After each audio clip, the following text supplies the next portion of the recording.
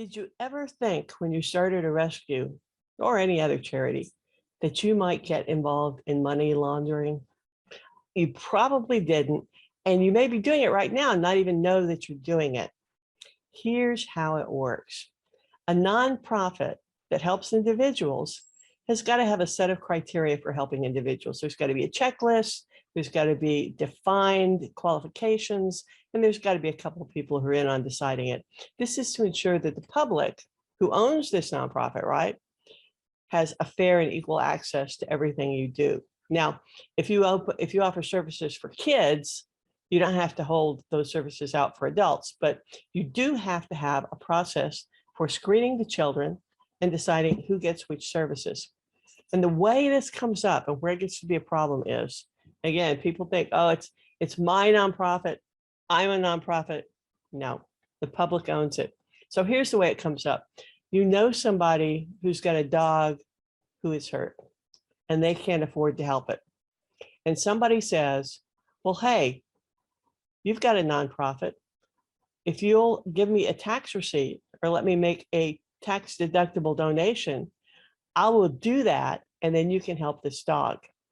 But it's got to go to help that dog. It's not a donation to your general fund, or there'll be sort of a side deal sort of feel to it. Like, okay, I'm going to give you a really big donation. And like my friend over here could really use some help, so, okay, you can't do that.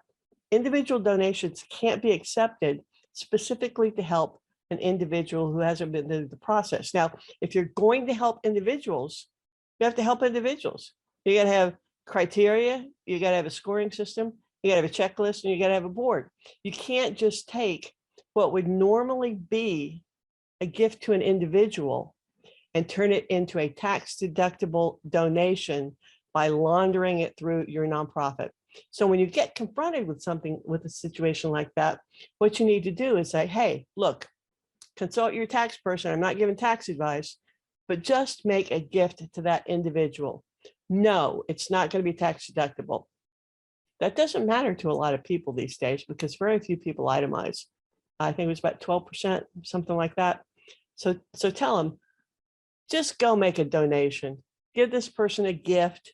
It's not deductible to you. It's not taxable income to them.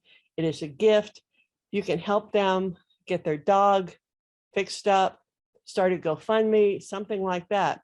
But no, you can't run it through the charity to create a taxable donation when the entire premise is that it has to go help this one dog. Is that clear? If not, hit me up in the comments. For more information on raising money, please go to jdonate.com. See you there.